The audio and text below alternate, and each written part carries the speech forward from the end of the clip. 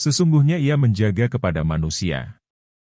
Dan tidak ia menjaga kepada Allah Ta'ala. Abdullah bin Dinar berkata, aku pergi bersama Umar bin Al-Khattab ke Makkah. Lalu kami berhenti untuk beristirahat pada sebahagian jalan. Maka turunlah ke jalan itu seorang penggembala dari bukit. Umar lalu berkata kepada penggembala itu, hai penggembala, jualah seekor dari kambing-kambing ini kepadaku. Penggembala itu menjawab, bahwa aku ini milik orang, hamba sahaya. Umar menjawab, katakanlah kepada tuanmu, bahwa kambing itu dimakan serigala. Budak itu lalu menjawab, maka di mana Allah? Abdullah bin Dinar meneruskan ceritanya, maka menangislah Umar.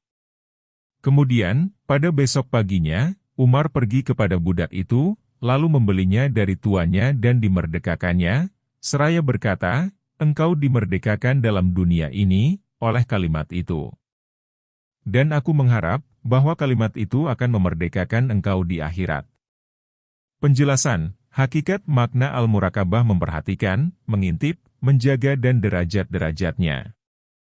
Ketahuilah, bahwa hakikat makna al-murakabah memperhatikan, ialah perhatian yang menjaga dan terarah cita-cita kepadanya. Maka siapa yang menjaga dari sesuatu urusan, dengan sebab orang lain, niscaya dikatakan, bahwa dia menjaga, al-murakabah, si anu dan memelihara akan pihaknya. Dan dikehendaki dengan penjagaan ini, ialah keadaan bagi hati, yang dihasilkan oleh semacam dari pengenalan, marifah. Dan dihasilkan oleh keadaan itu, akan amal perbuatan pada anggota-anggota badan dan pada hati. Adapun keadaan itu, ialah menjaga hati bagi yang menjaga, menyibukkan hati dengan dia, berpalingnya hati kepadanya, perhatiannya hati kepadanya dan terarahnya hati kepadanya. Adapun marifah pengenalan, yang menghasilkan keadaan itu, maka ialah ilmu, bahwa Allah itu melihat segala isi hati, mengetahui segala rahasia, menjaga segala amal hamba, berdiri di atas setiap diri, dengan apa yang diusahakannya. Bahwa rahasia hati pada Allah Ta'ala itu terbuka, sebagaimana yang tampak pada kulit itu terbuka bagi makhluk. Bahkan lebih jelas dari yang demikian. Maka marifah pengenalan ini, apabila telah menjadi keyakinan, yakni, bahwa pengenalan itu telah terlepas dari keraguan, kemudian, sesudah itu, pengenalan tersebut menguasai dan mengerasi akan hati, maka kerap kali ilmu yang tak ada keraguan padanya itu tidak mengerasi atas hati, seperti, mengetahui, ilmu, dengan mati. Maka apabila pengenalan itu telah menguasai hati, niscaya ia mengelakkan hati kepada menjaga pihak yang menjaga dan mengarahkan cita-citanya kepadanya. Mereka yang yakin dengan pengenalan ini, ialah, mereka orang-orang mendekatkan diri kepada Allah, Al-Mukarrabin. Mereka itu terbagi kepada orang-orang syiddiqin dan orang-orang kaum kanan, Ashabul Yamin. Maka penjagaan mereka itu di atas 2 derajat. Derajat pertama, ialah penjagaan orang-orang yang mendekatkan diri kepada Allah dari orang-orang asyiddiqin. Yaitu, memperhatikan, mengintip, menjaga, al-murakabah, penghormatan dan pemuliaan. Yaitu, bahwa jadilah hati itu tenggelam dengan perhatian kepada keagungan itu dan pecah berderai di bawah kehebatan. Maka tiada tinggal padanya keluasan sekali-kali bagi menoleh kepada yang lain. Dan inilah penjagaan yang tidak kami panjangkan perhatian pada penguraian amal perbuatannya. Bahwa penjagaan itu terbatas kepada hati. Adapun anggota-anggota badan, maka dia itu kosong dari penolehan kepada hal-hal yang diperbolehkan, al-mubahat, lebih-lebih lagi dari hal-hal yang dilarang. Dan apabila anggota-anggota badan itu bergerak dengan amalan taat, niscaya adalah dia seperti yang dipakaikan dengan amalan taat tersebut. Maka ia tidak memerlukan kepada pengaturan dan penetapan pada penjagaannya, di atas cara-cara yang betul. Akan tetapi, ia membetulkan rakyat dari kepunyaan keseluruhan penggembala. Dan hati itu, ialah penggembala. Maka apabila hati itu tenggelam dengan yang disembah, niscaya jadilah anggota-anggota badan itu yang dipakai, yang berlaku di atas yang betul dan istiqomah, dari tanpa pemberatan. Inilah dia yang menjadi cita-citanya, sebagai suatu cita-cita.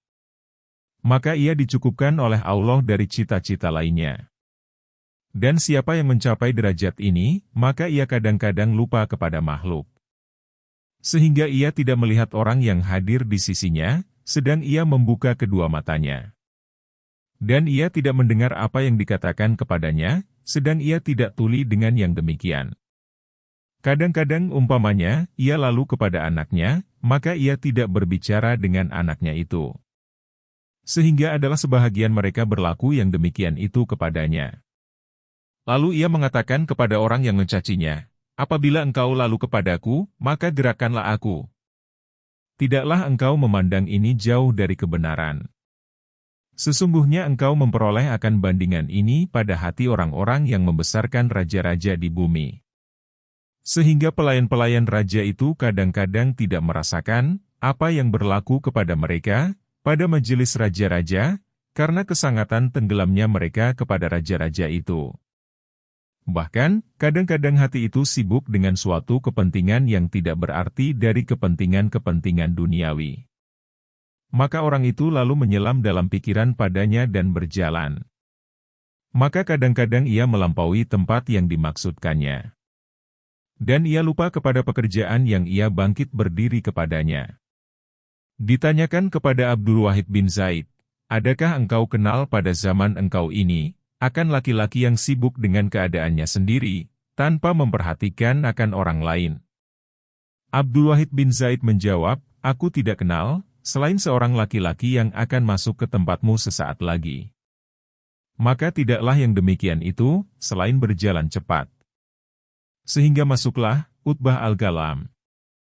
Lalu Abdul Wahid bin Zaid bertanya kepadanya, dari mana engkau datang, hai Utbah? Utbah lalu menjawab, dari tempat itu dan adalah jalannya ke pasar. Abdul Wahid bin Zaid bertanya lagi, siapa yang engkau jumpai di jalan? Utbah menjawab, aku tiada melihat seorang pun. Diriwayatkan dari Yahya bin Zakaria, bahwa ia lalu dekat seorang wanita. Maka ditolaknya wanita itu, sehingga jatuh tersungkur. Maka ditanyakan kepadanya, mengapa engkau berbuat demikian? Yahya bin Zakaria menjawab, aku tidak menyangkakannya, selain dinding. Diceritakan dari sebahagian mereka, bahwa ia berkata, aku lalu dengan segolongan orang, yang lempar-melemparkan. Dan seorang duduk jauh dari mereka. Lalu aku datang ke depannya. Aku bermaksud akan berbicara dengan dia. Lalu orang itu berkata, berzikir kepada Allah Ta'ala itu merindukan. Maka aku bertanya, engkau sendirian? Orang itu menjawab, bersamaku Tuhanku dan dua malaikatku. Aku lalu bertanya, siapa yang dahulu dari mereka itu? Orang itu menjawab, siapa yang diampunkan oleh Allah baginya. Maka aku bertanya, mana jalan? Orang itu menunjuk arah ke langit. Ia bangun berdiri dan berjalan, seraya mengucapkan, kebanyakan makhluk engkau sibuk, tanpa mengingati engkau. Maka inilah perkataan yang tenggelam dengan musyahadah, penyaksian, kepada Allah Ta'ala. Ia tidak berkata-kata, selain daripadanya. Dan ia tidak mendengar, selain padanya. Maka orang ini tidak berhajat kepada penjagaan lisannya dan anggota-anggota badannya. Semua itu tidak bergerak, selain dengan apa yang ia padanya. Asy-Syibli masuk mendekati Abil Husain An-Nuri. Dan dia ini sedang melakukan itikaf dalam masjid. Maka didapatinya Abil Husain itu diam, baik pergaulan, yang tidak bergerak sesuatu pun dari zahiriahnya. Maka Asy-Syibli bertanya kepadanya, dari mana engkau mengambil penjagaan ini dan ketenangan? Abil Husain menjawab, dari kucing yang ada kepunyaan kami. Apabila kucing itu mau menangkap sesuatu, lalu ia menetapkan kepalanya seperti batu, tiada sehelai bulunya pun yang bergerak. Abu Abdillah, Ibnu Hufaif Asy-Syairazi berkata, aku keluar dari Mesir, bermaksud ke Ar-Ramlah, untuk bertemu dengan Abi Ali Ar-Raudzabari. Lalu berkata kepadaku Isa bin Yunus Al-Mishri yang terkenal dengan Az-Zahid, bahwa di Sur ada seorang pemuda dan seorang tua, yang keduanya berkumpul di atas keadaan penjagaan. Maka jikalau engkau pandang kepada keduanya sekali pandang, mudah-mudahan engkau mendapat faedah dari keduanya itu. Maka aku masuk ke sur dan aku dalam keadaan lapar dan dahaga. Pada pinggangku sehelai kain buruk yang koyak-koyak. Dan tiada atas bahuku suatu pun. Aku lalu masuk masjid. Tiba-tiba bertemu dengan dua orang yang duduk menghadap kiblat. Maka aku memberi salam kepada keduanya. Keduanya itu tiada menjawab salamku. Lalu aku memberi salam kali kedua dan ketiga. Tiada juga aku mendengar jawaban. Lalu aku berkata, aku mencari kedua engkau dengan nama Allah. Mengapa kedua engkau tidak membalas salamku? Lalu pemuda itu mengangkatkan kepalanya dari pakaian buruknya. Maka ia memandang kepadaku, seraya berkata, Hai Ibnu Hufaif. Dunia itu sedikit. Dan tiada tinggal dari yang sedikit itu, selain sedikit. Maka ambillah dari yang sedikit itu akan banyak. Hai Ibnu Hufaif. Alangkah sedikitnya kesibukan engkau, sehingga engkau memperoleh keluangan waktu untuk bertemu dengan kami. Ibnu Hufaif meneruskan ceritanya, maka ia memegang dengan keseluruhanku. Kemudian, ia menekurkan kepalanya pada tempat itu untuk kembali kepada penjagaan. Aku tinggal bersama keduanya itu, sehingga kami mengerjakan sholat duhur dan asyar. Maka hilanglah laparku, hausku dan letihku. Tak kala telah waktu, asyar, maka aku berkata, berilah aku pengajaran. Ia lalu mengangkatkan kepalanya kepadaku dan berkata, Hai Ibnu Hufaif. Kami ini orang-orang yang mempunyai musibah. Tiada bagi kami lisan untuk pengajaran. Aku tinggal pada keduanya itu 3 hari, tiada aku makan, tiada minum dan tiada tidur. Dan aku tiada melihat keduanya memakan dan meminum sesuatu. Tatkala hari ketiga, maka aku mengatakan pada batinku, aku bersumpah pada keduanya, kiranya keduanya itu memberi pengajaran kepadaku. Mudah-mudahan aku memperoleh manfaat dengan pengajaran keduanya itu. Maka pemuda itu mengangkatkan kepalanya, seraya berkata kepadaku, Hai Ibnu Hufaif. Haruslah engkau bersahabat dengan orang, yang diingatkan engkau oleh Allah melihatnya. Dan jatuh kehebatannya atas hati engkau. Ia mengajarkan engkau dengan lisan perbuatannya. Dan ia tidak mengajarkan engkau dengan lisan perkataannya. Wassalam. Bangunlah dari kami.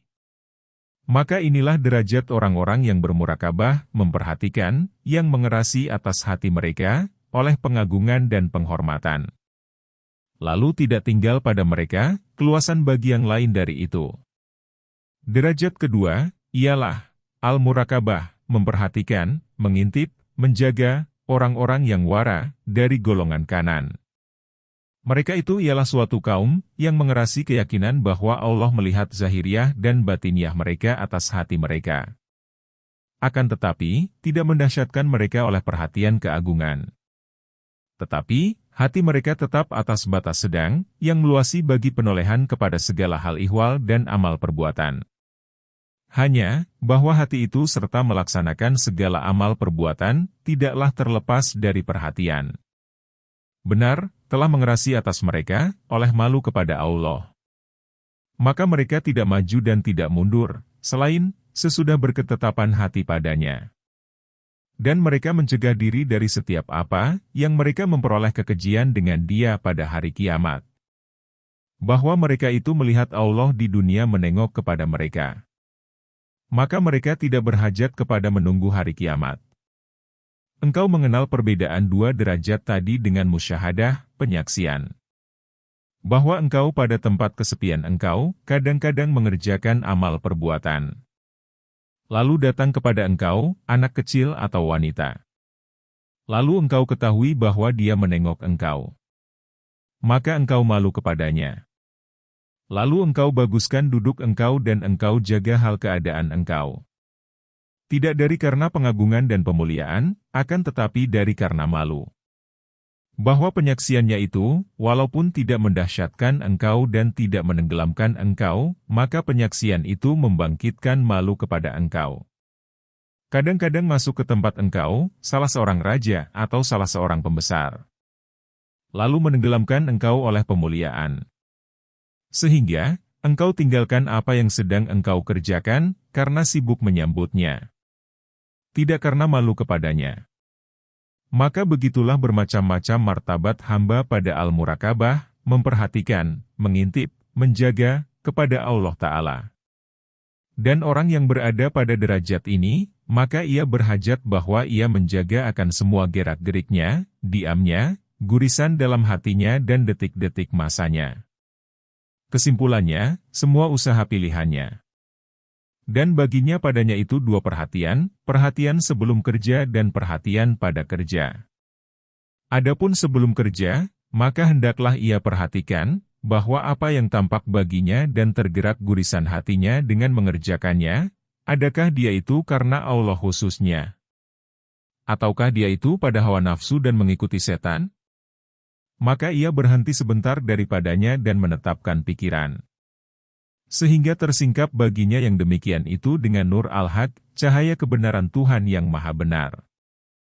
Maka jikalau adalah karena Allah Ta'ala, niscaya diteruskannya. Dan jikalau adalah bagi selain Allah, niscaya ia malu kepada Allah dan mencegah diri daripadanya. Kemudian, ia mencaci dirinya atas kegemarannya padanya itu, cita-citanya dan kecenderungannya kepadanya. Ia perkenalkan kepada dirinya, akan buruk perbuatannya dan usahanya pada kekejiannya. Bahwa dirinya itu musuh dirinya, jikalau tidak dibaikan oleh Allah dengan pemeliharaannya. Keberhentian sebentar ini pada permulaan segala urusan, hingga batas memperoleh penjelasan itu harus yang diwajibkan, yang tak boleh lari seorang pun daripadanya. Sesungguhnya pada hadis, bahwa disebarkan bagi hamba pada setiap gerak dari gerak-geriknya walaupun kecil, 3 lembaran pertanyaan. Lembaran pertanyaan pertama, mengapa? Lembaran pertanyaan kedua, bagaimana? Dan lembaran pertanyaan ketiga, untuk siapa? Makna mengapa, artinya, mengapa engkau perbuat ini? Adakah harus atas engkau, bahwa engkau memperbuatnya karena Tuhan engkau atau engkau cenderung kepadanya dengan keinginan engkau atau kenafsuan engkau? Jikalau ia selamat dari yang demikian, dengan adanya ia mengerjakan yang demikian karena Tuhannya, niscaya ia ditanyakan dengan lembaran pertanyaan kedua. Lalu ditanyakan kepadanya, bagaimana engkau berbuat ini? Bahwa Allah mempunyai syarat dan hukum pada setiap perbuatan, yang tidak diketahui kadarnya, waktunya dan sifatnya, selain dengan ilmu. Maka ditanyakan kepadanya, bagaimana engkau perbuat, adakah dengan ilmu yang dibuktikan dengan dalil, ilmin muhakkakin, atau dengan kebodohan dan sangkaan? Maka jikalau ia selamat dari yang demikian, niscaya dikembangkan akan lembaran ketiga. Yaitu, penuntutan dengan keikhlasan. Lalu ditanyakan kepadanya, untuk siapa engkau kerjakan? Adakah karena wajah Allah semata-mata, karena memenuhi ucapan engkau, la ilaha illallah, maka adalah pahala engkau atas Allah? Atau karena manusia yang diciptakan seperti engkau, maka ambillah pahala engkau daripadanya? Atau engkau mengerjakannya, untuk engkau memperoleh hal yang segera dari dunia engkau? Maka telah kami penuhi kepada engkau akan bahagian engkau dari dunia. Atau engkau mengerjakannya disebabkan lupa atau lalai, maka telah gugurlah pahala engkau, binasalah amal engkau dan sia-sialah usaha engkau. Dan jikalau engkau kerjakan untuk selain aku, maka engkau harus memperoleh kutukanku dan siksaanku. Karena adalah engkau hamba bagiku. Engkau makan rezeki yang aku berikan. Engkau bersenang-senang dengan nikmatku. Kemudian, engkau berbuat bagi selain aku. Apakah engkau tidak mendengar, bahwa aku berfirman, sesungguhnya apa yang kamu sembah itu, yaitu bukan Allah, adalah hamba-hamba serupa kamu juga. Surat 7 Al-A'raf ayat 194. Firman Allah Ta'ala, sesungguhnya apa kamu sembah selain dari Allah itu, tiada berkuasa untuk memberikan rezeki dari Allah dan sembahlah Dia. Surat 29 Al-Ankabut ayat 17. Rugilah engkau. Apakah tidak engkau mendengar aku, bahwa aku berfirman, ketahuilah, bahwa agama yang bersih itu hanya kepunyaan Allah. Surat 39 Az-Zumar ayat 3. Apabila hamba mengetahui, bahwa berbetulan dengan segala tuntutan dan pengejekan ini, ia menuntut akan dirinya, sebelum diri itu dituntut. Dan ia menyediakan jawaban bagi pertanyaan. Dan hendaklah ada jawaban itu betul. Maka tidak ia mulai dan tidak ia ulangi, selain sesudah bertetapan hati. Dan ia tidak menggerakkan pelupuk mata dan anak jari, selain sesudah memperhatikan betul-betul. Nabi bersabda kepada Ma'adz, bahwa orang itu ditanyakan dari celah kedua matanya dan dari dihancurkannya tanah dengan dua anak jarinya dan dari disentuhnya akan kain saudaranya. Al-Hasan Al-Basyari berkata, adalah salah seorang mereka apabila berkehendak bersedekah dengan sesuatu sedekah, niscaya ia memperhatikan dan berketetapan hati. Maka jikalau ada yang demikian itu karena Allah, niscaya diteruskannya. Al-Hasan Al-Basyari berkata, Allah merahmati akan hamba, yang berhenti ketika timbul cita-citanya. Maka jikalau adalah cita-cita itu karena Allah, niscaya ia teruskan. Dan jikalau bagi lainnya, niscaya ia kemudiankan. Al-Hasan Al-Basyari berkata tentang hadis, yang dirawikan Sa'ad, yang diwasiatkan Salman, yaitu, bertakwalah akan Allah ketika timbul cita-cita engkau, apabila engkau bercita-cita. Berkata Muhammad bin Ali, bahwa orang mukmin itu yang berhenti sebentar, lagi berhati-hati. Ia berhenti ketika timbul cita-citanya. Dan tidaklah orang mukmin itu seperti orang yang memotong kayu dalam gelap malam.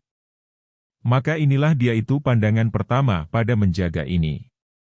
Dan tidaklah bersih dari ini, selain oleh ilmu yang teguh, ma'rifah, ilmu mengenal Allah Ta'ala yang hakiki dengan rahasia-rahasia amal perbuatan, lobang-lobang hawa nafsu dan tipu daya setan. Maka manakala ia tidak mengenal dirinya, Tuhannya dan musuhnya iblis, ia tidak mengenal akan apa yang bersesuaian dengan hawa nafsunya dan ia tidak membedakan di antaranya dan apa yang disukai oleh Allah dan yang diridainya, pada niatnya, cita-citanya, pikirannya, diamnya dan geraknya, maka ia tiada akan selamat pada penjagaan ini. Bahkan kebanyakan mereka itu mengendarai kebodohan, pada apa yang tiada disukai oleh Allah Ta'ala. Dan mereka itu menyangka, bahwa mereka itu membaguskan perkataan. Jangan engkau menyangka, bahwa orang bodoh dengan apa yang disanggupinya kepada belajar, bahwa dia itu dimaafkan. Amat jauh dari yang demikian. Akan tetapi, menuntut ilmu itu fardu wajib atas setiap orang muslim.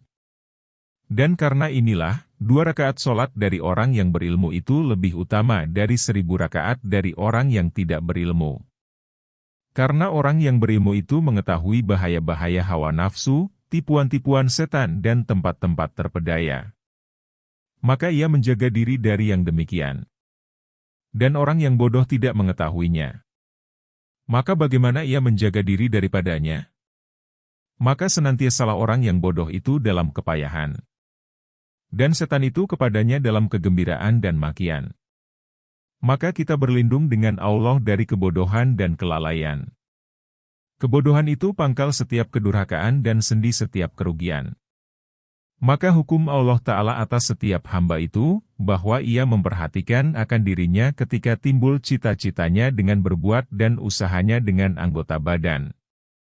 Maka ia berhenti sebentar dari cita-cita dan dari usaha. Sehingga tersingkaplah baginya dengan nur ilmu, bahwa perbuatan itu karena Allah Ta'ala. Maka diteruskannya. Atau perbuatan itu karena hawa nafsu, maka ia menjagainya.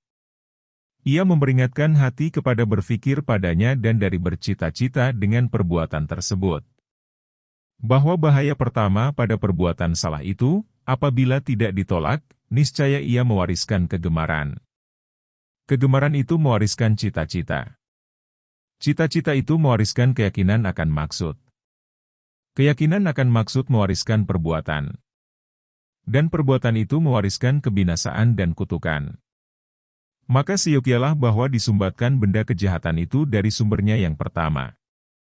Yaitu, yang terguris di hati. Bahwa semua yang di sebaliknya itu mengikutinya. Manakala sukar yang demikian itu atas hamba dan digelapkan oleh kejadian, maka tidaklah tersingkap baginya. Lalu ia bertafakur, berfikir pada yang demikian itu dengan nur ilmu. Ia meminta perlindungan dengan Allah dari tipuan setan, dengan perantaraan hawa nafsu. Maka jikalau ia lemah dari ijtihad, mengeluarkan pendapat, dan berfikir dengan dirinya sendiri, maka ia memperoleh cahaya dengan nur ulama-ulama agama.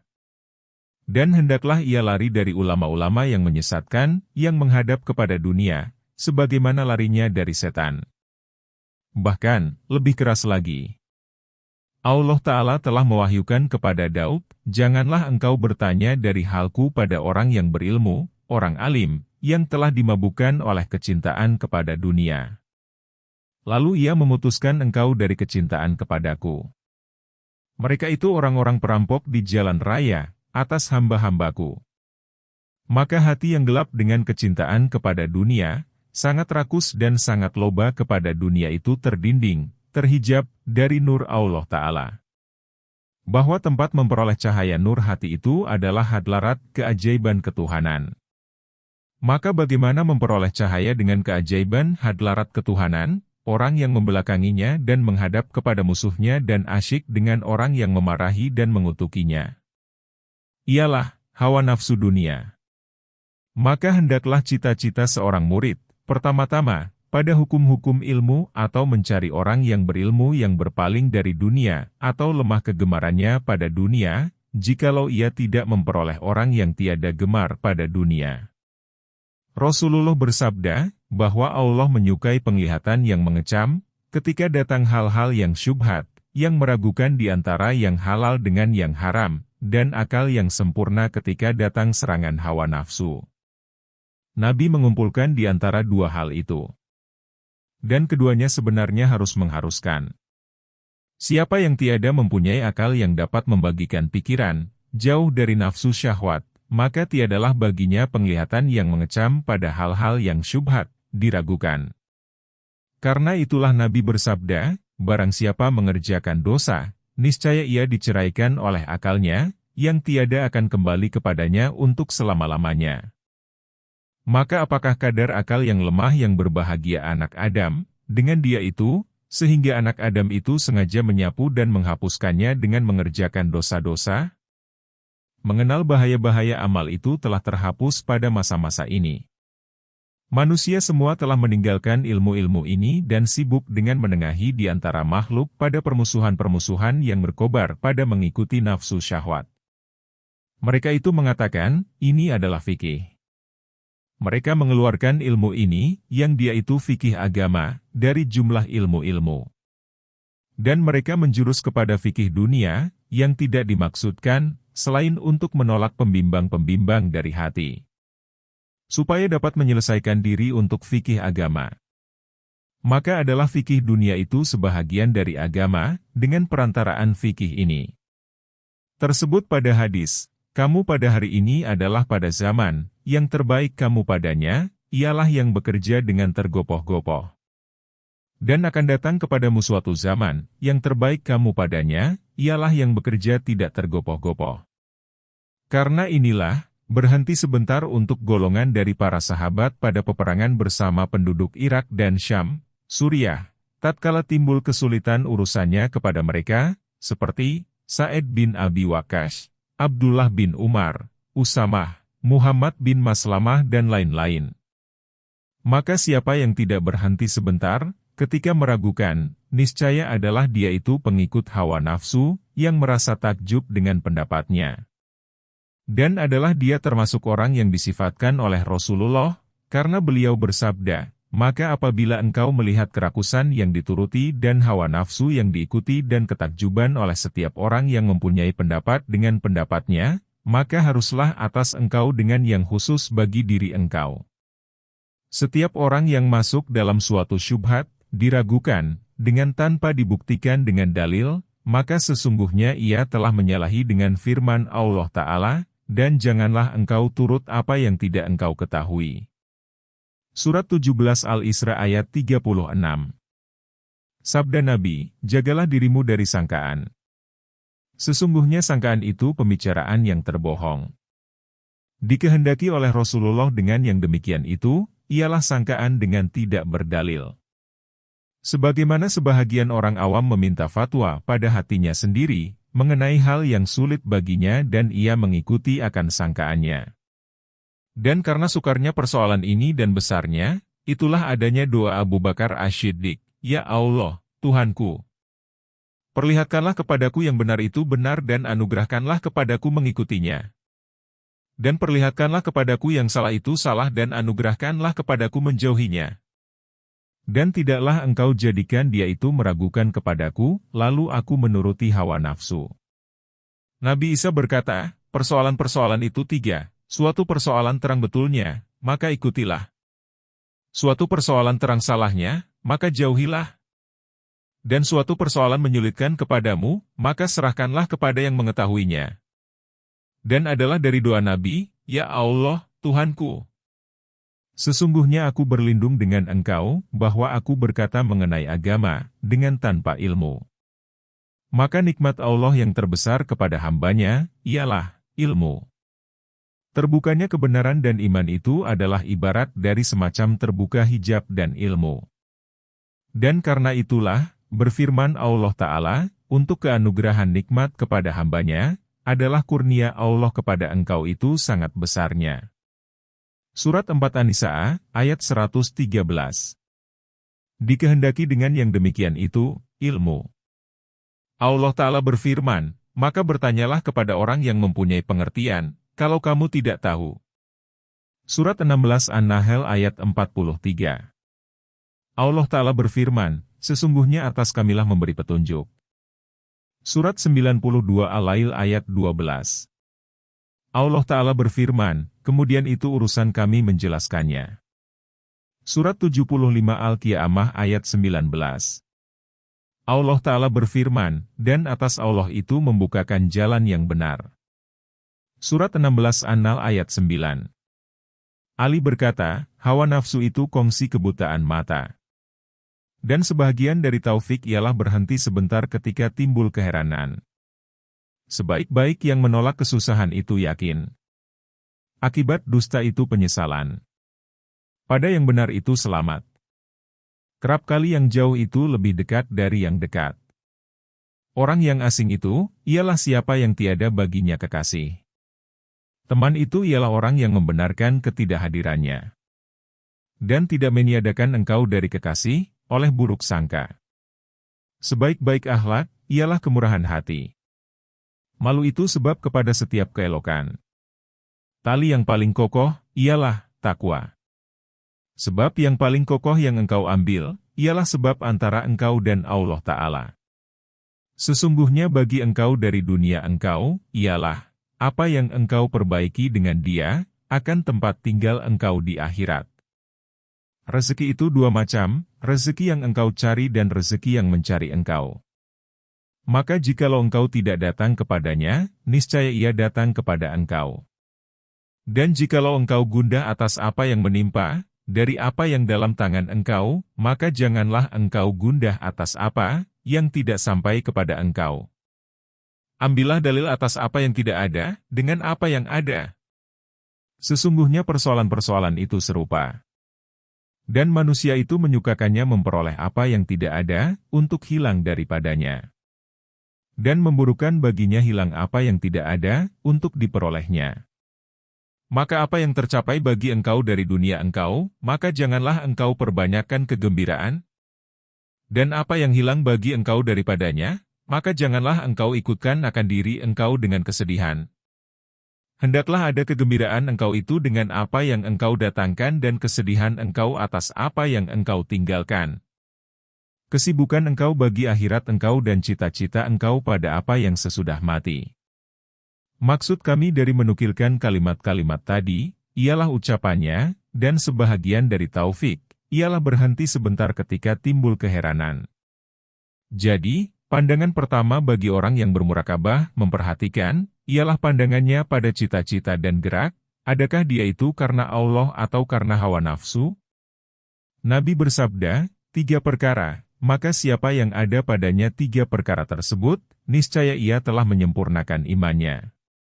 Yaitu, orang yang tidak takut pada jalan Allah akan cacian yang mencacikan, orang yang tidak berbuat ria dengan sesuatu dari amal perbuatannya dan orang, apabila datang baginya 2 persoalan, yang satu untuk dunia dan yang lain untuk akhirat, maka ia memilih akhirat atas dunia. Dan kebanyakan apa yang terbuka baginya pada gerak-geriknya, bahwa adalah yang demikian itu mubah, yang diperbolehkan. Akan tetapi, tidak penting baginya, maka ditinggalkannya, karena sabda Nabi, dari kebagusan Islam manusia itu, ialah ditinggalkannya apa yang tidak penting baginya. Pandangan kedua, bagi al-murakabah, memperhatikan dan menjaga ketika masuk pada amal pekerjaan. Dan yang demikian itu dengan mencari cara beramal, untuk menunaikan hak Allah padanya. Dan membaguskan niat pada menyempurnakannya. Menyempurnakan bentuknya dan mengerjakannya dengan sesempurna mungkin. Dan ini yang mengharuskannya dalam semua hal keadaannya. Bahwa ia tidak terlepas dalam semua hal keadaannya dari gerak dan diam. Maka apabila ia memperhatikan akan Allah Ta'ala pada semua yang demikian, niscaya ia mampu kepada beribadah akan Allah Ta'ala padanya dengan niat, bagus perbuatan dan menjaga adab sopan santun. Kalau ia duduk umpamanya, maka seyogialah ia duduk dengan menghadap kiblat, karena sabda Nabi, majelis yang terbaik, ialah yang menghadap kiblat padanya. Ia tidak duduk bersila. Karena ia tidak duduk dengan raja-raja seperti yang demikian. Dan raja di raja itu menengok kepadanya. Ibrahim bin Adam berkata, pada suatu kali aku duduk bersila. Lalu aku mendengar suara berteriak, begitulah engkau duduk dengan raja-raja? Maka sesudah itu, tidak pernah lagi aku duduk bersila. Kalau tidur, maka ia tidur atas tangan kanan, dengan menghadap kiblat, serta adab-adab yang lain yang telah kami sebutkan pada tempat-tempatnya. Setiap yang demikian itu masuk dalam memperhatikan. Bahkan, jikalau ia berada dalam qada hajat, membuang air besar atau air kecil, maka dijagakannya akan adab-adabnya, karena menepati dengan memperhatikan. Jadi, tiada terlepaslah hamba, ada kalanya dalam taat atau dalam maksiat atau pada perbuatan mubah. Maka memperhatikannya pada taat itu dengan ikhlas, penyempurnaan, pemeliharaan adab dan penjagaannya dari bahaya-bahaya. Jikalau ia pada maksiat, maka memperhatikannya dengan taubat, sesal, mencabut diri dari perbuatan maksiat, malu dan berbuat dengan bertafakur, berfikir. Dan jikalau ia pada perbuatan mubah, maka memperhatikannya dengan memelihara adab. Kemudian, dengan pengakuan kepada yang memberikan nikmat pada nikmat yang diberikan dan dengan bersyukur atas nikmat itu. Tiada tersembunyilah hamba dalam sejumlah hal keadaannya dari percobaan, yang tidak boleh tidak daripada bersabar padanya. Dan dari nikmat, yang tidak boleh tidak daripada bersyukur atas nikmat itu. Dan semua yang demikian itu sebahagian dari memperhatikan. Bahkan, tidaklah terlepas hamba pada setiap keadaan dari fardu wajib karena Allah Ta'ala padanya. Ada kalanya perbuatan yang harus dikerjakannya atau larangan yang harus ditinggalkannya atau sunat yang digerakkan kepadanya, supaya ia bersegera dengan perbuatan sunat itu, kepada ampunan Allah Ta'ala.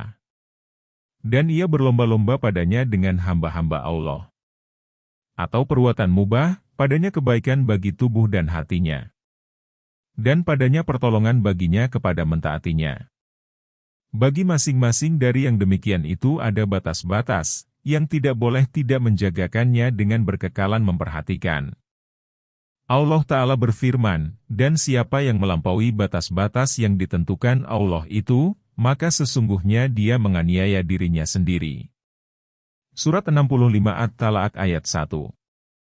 Maka seyogialah hamba itu mencari dirinya pada semua waktunya, pada bahagian-bahagian yang tiga ini. Maka apabila ia kosong dari yang fardu dan ia sanggup atas amalan-amalan yang utama, maka seyogialah ia mencari amalan yang paling utama, untuk dikerjakannya. Bahwa orang yang hilang baginya kelebihan untung dan ia sanggup memperolehnya, maka orang itu terperdaya pada jual beli.